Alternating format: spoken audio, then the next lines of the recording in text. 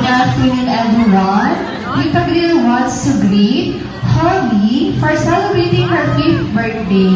Happy birthday, Holly! Ang kanta tayo, 1, 2, 3, sing. Happy birthday